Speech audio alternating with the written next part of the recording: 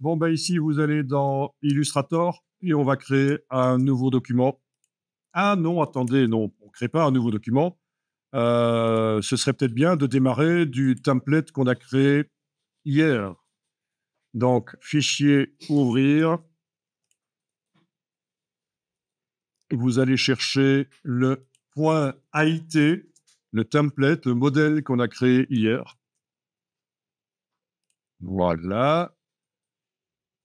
Donc, c'est pas le template qui s'ouvre, c'est une copie du template, c'est toujours comme ça. Donc, ça s'appelle sans titre. Un template, ça n'ouvre pas directement. Voilà.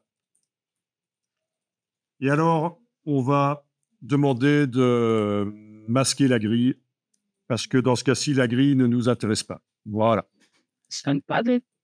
Donc, vous comprenez pourquoi je démarre du template, c'est parce qu'il y a un fond coloré qui me permet de voir ce qui est blanc et ce qui ne l'est pas. Un objet blanc, je vais tout de suite voir l'objet malgré tout, malgré qu'il est blanc. Voilà, par exemple, un objet blanc sans couleur de fond, sans couleur de contour, pardon, sans couleur de contour, mais avec un fond blanc. Si j'avais pas mon calque spécial du template, le calque qui s'appelle fond, ça ne marcherait pas, je ne le verrais pas, je ne verrais pas qu'il est là. C'est vrai que moi j'ai ma poche sur pipi. C'est les points. Ok, donc ici, bah, je vais supprimer le rectangle blanc que je viens de faire précédemment, mais Ça me fait. quand je clique dessus, il ne se sélectionne pas. Vous voyez pourquoi?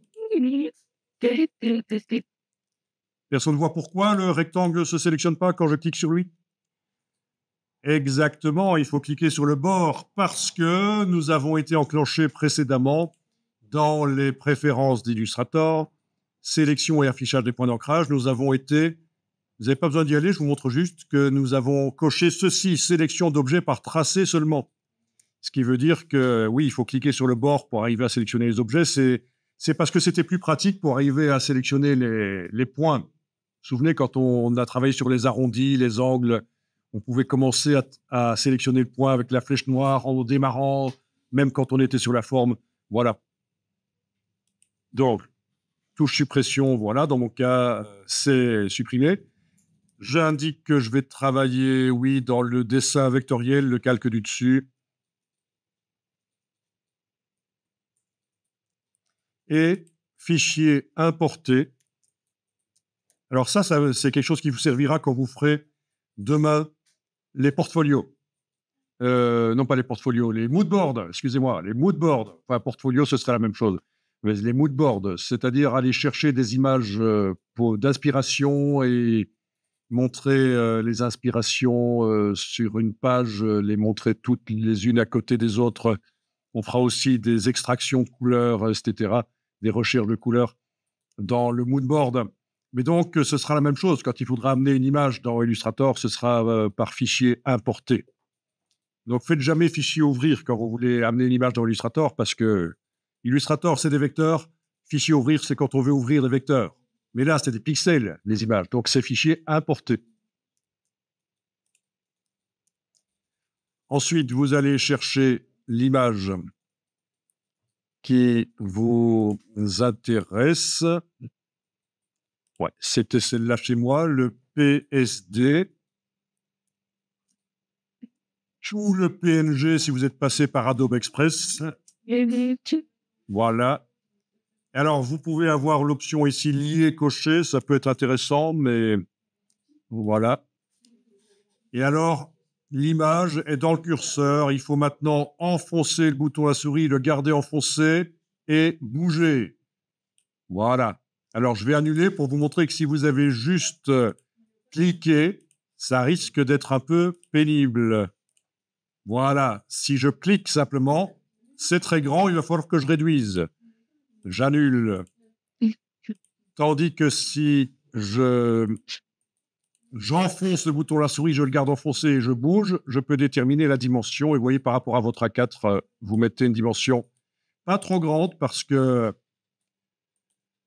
c'est pour faire un motif. Donc, ça va se répéter. Donc, il faut que ce soit un peu petit quand même. Hein. Donc, quand l'image est sélectionnée, vous pouvez, avec l'outil ici de transformation, venir agrandir ou rétrécir en enfonçant la touche majuscule pour que les proportions soient gardées. Et vous lâchez le bouton de la souris, puis vous lâchez la touche majuscule. Oui, c'est vrai que les poignées de transformation, on ne les voit pas parce qu'on avait demandé hier, pour mieux voir les vecteurs, on avait demandé affichage, masquer le cadre de sélection.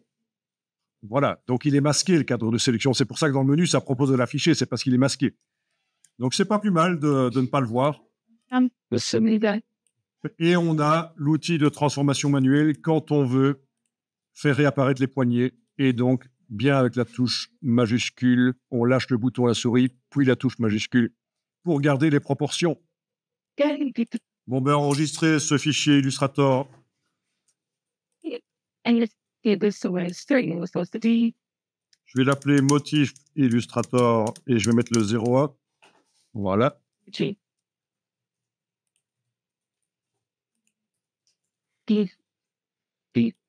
Alors, on va aller chercher la palette nuancier, menu fenêtre nuancier.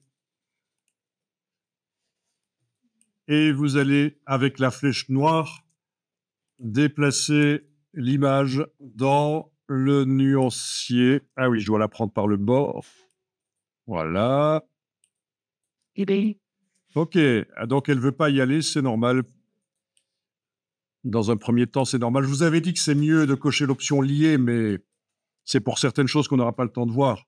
Donc ici, le fait que ce soit lié, c'est-à-dire que Illustrator regarde en permanence ce qui se passe au fichier sur le disque dur au cas où ce serait modifié par Photoshop, par exemple. Vous voyez, c'est ça le principe du lien. Ça nous pose problème ici. Donc, on va annuler le lien. Vous allez dans le menu fenêtre lien.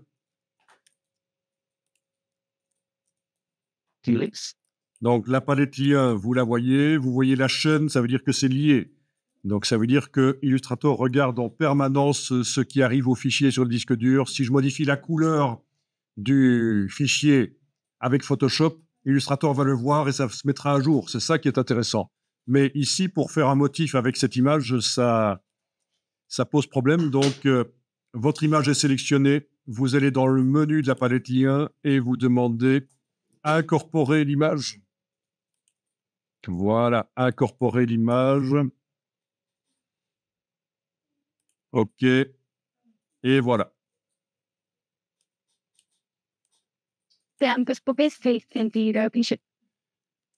Bon, voilà, dans cette version-ci d'Illustrator, il fait plein de choses comme ça. Donc, on va annuler. Il vous a fait aussi plein de choses comme ça? OK, il n'en faut qu'un seul. Faites édition, annuler, incorporer. Et on recommence, mais cette fois-ci, on va choisir l'autre option dans la boîte qui apparaît. Donc, dans le menu de la palette lien, incorporer l'image.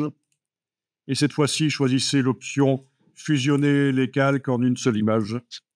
OK. Voilà, ça c'est beaucoup mieux. C'est beaucoup mieux. C'est comme avant dans Illustrator. Enfin, c'est beaucoup mieux. L'autre manière de faire a son intérêt aussi, mais pour ce qu'on veut faire, ceci, ce sera mieux. Donc, la petite chaîne n'est plus là. C'est un fichier qui est dans l'image et maintenant dans le document Illustrator. Vous comprenez un peu le principe?